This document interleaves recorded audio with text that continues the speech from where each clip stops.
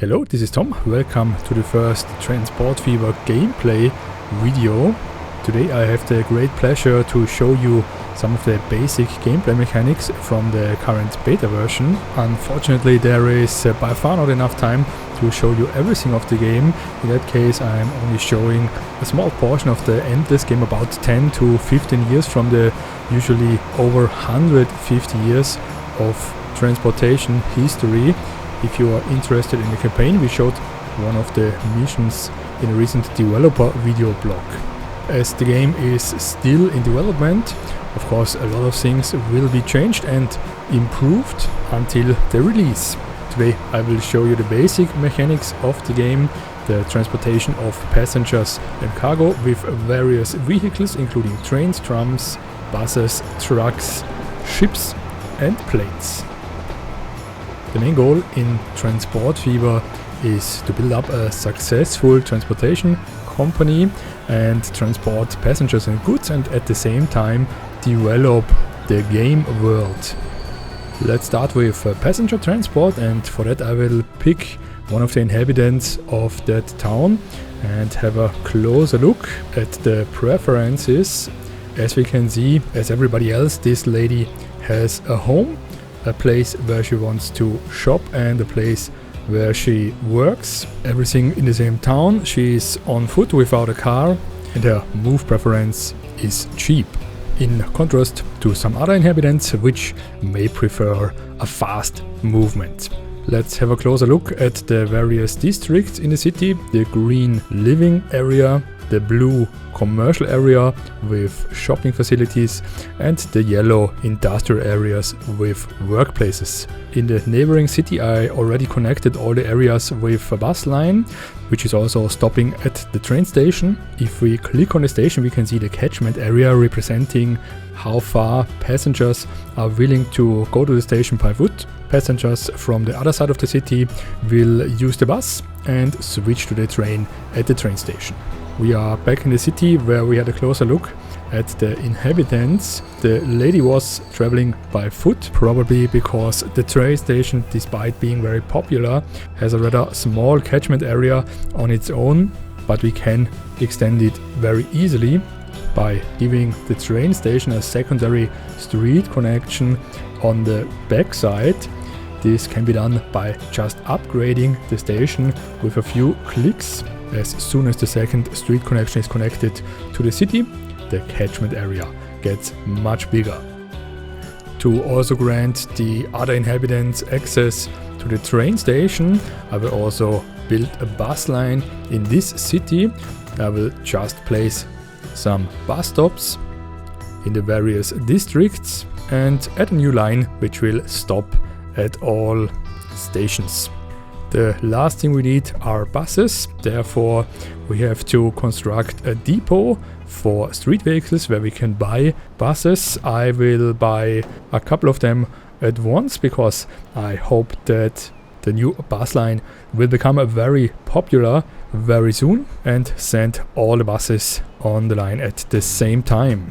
They will leave the depot all bunched up, but they are very intelligent and will spread out across the line. And even later on, if they for example get stuck in a traffic jams, they will wait at stations to keep enough distance from each other. Let's have a closer look at one of the buses and see if I was right about the utilization of the line. In that case it looks very good. I already can see a lot of passengers sitting in the vehicle. In any case, some passengers miss the bus because of the wrong color. We can just change it so that it matches the color of the line itself. Of course, this can also be done for the complete line at once.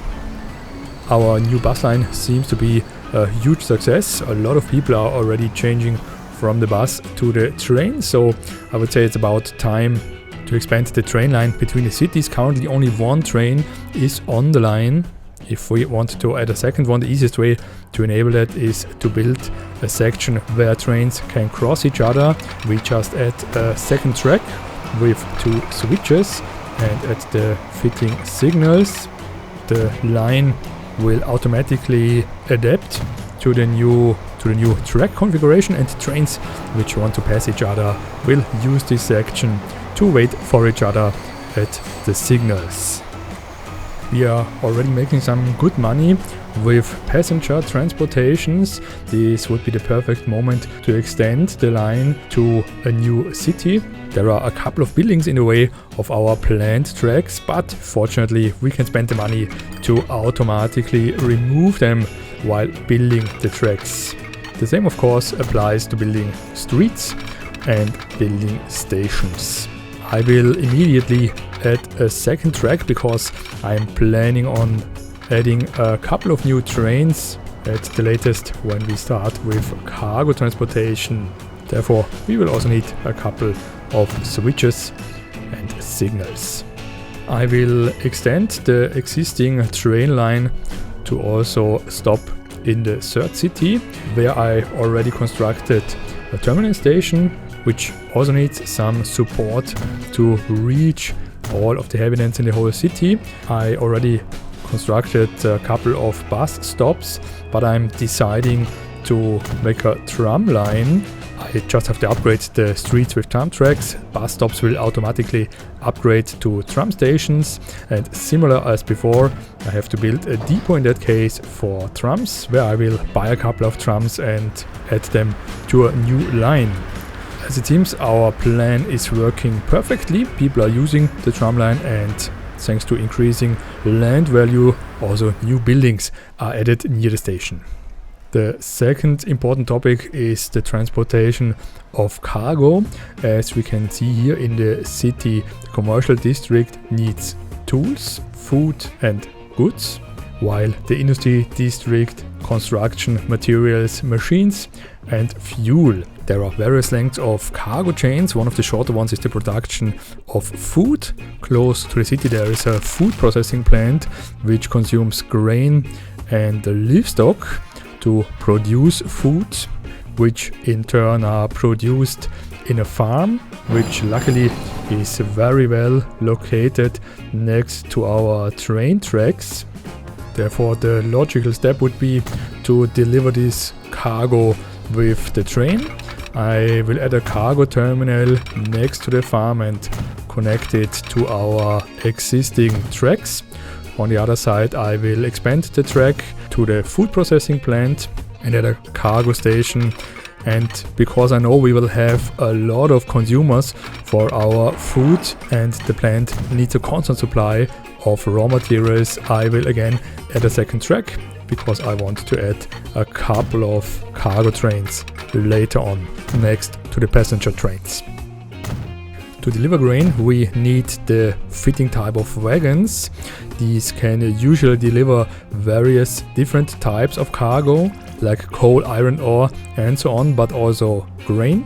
Very convenient to have the automatic mode, which refits the vehicle depending on which cargo is waiting at the station. For livestock we need another wagon, but the same applies here. It can automatically be refitted. The top speed of the wagons I bought is 120 km per hour, therefore I'm also buying the fitting locomotive and then sending the train on its way. Meanwhile, the farm is already producing its first cargo. Cargo, like passengers, can be tracked across the whole map. It's first put in the output storages of the farm and later on, as soon as the line is active, transferred to the cargo terminal. As we can see here, as soon as the train arrives, the wagons get filled with grain and it is delivered to the food processing plant. As soon as the first delivery is made, the factory immediately starts producing the first pieces of food and production rises. The current limit 100, meaning the current yearly maximum production is 100 units of food. So the output storage of the factory will fill up rather soon, making it necessary to quickly deliver food with trucks into the city. We just have to take care that we build the station near the commercial districts, which, as we might remember, is the consumer of food in the cities. The last thing we need is trucks. Also here the cargo type can automatically be refitted. For example, this truck can carry all cargo types, and it's not very long until the first food is delivered into the city and will help grow the commercial district. Let's use the train twice, delivering food back to the cargo station near the farm. The only thing we have to do is build another truck line to provide a way for the food to get to the near commercial district.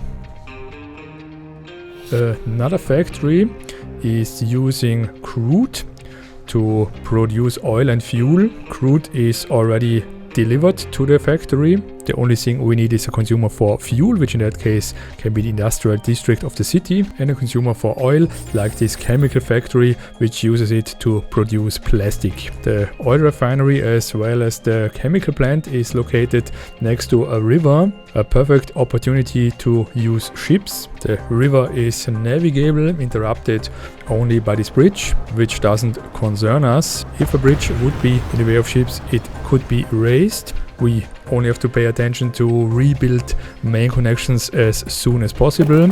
You only have to rebuild the bridge and raise it so that ships can pass under it. Also, ships have their own stations. In that case, these are harbors, or in particular cargo harbors. I will build one next to each factory. The industrial plant is a little bit too far away from the harbor, so I will just close the gap with another truck line. Next, I will build a shipyard and buy the fitting ship, and short after, the first delivery is picked up at the harbor. Cities can have a very high cargo demand, which may not be covered by a yearly production of a factory, but if the factory works at maximum capacity for a year, it will expand, build new buildings, and also double its production a couple of times. Back to the city from the beginning. Here I improved the connection to the main station in preparation for the next steps.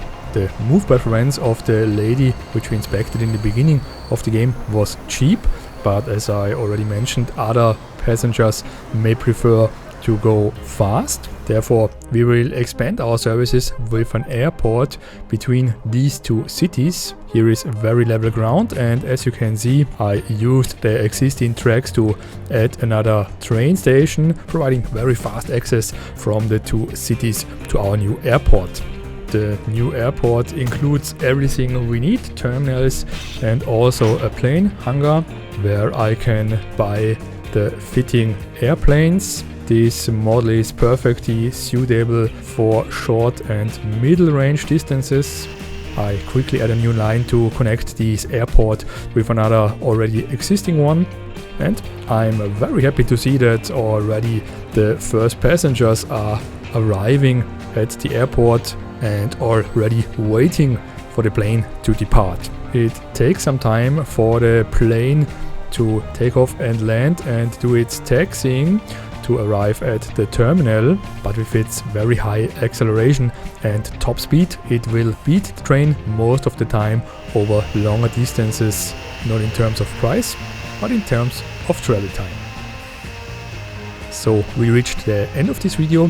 I was very happy to give you a first impression on the gameplay.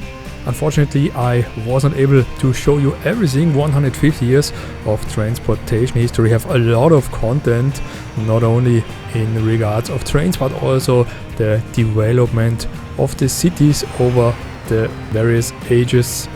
Also, the cities have a lot of additional needs for cargo, 6M product, but even a much longer list of raw materials and processing steps, including the appropriate industries. We left out the American setting, the campaign mode, the Steam Workshop support, the aging of vehicles, and a long list of yet some other features. If you are interested, some of them were covered in our developer video blogs. All of them are of course to be found on our website. On behalf of the whole team, I would like to express our gratitude for your attention and ongoing interest in Transport Fever. We very much enjoy showing the various aspects of the game.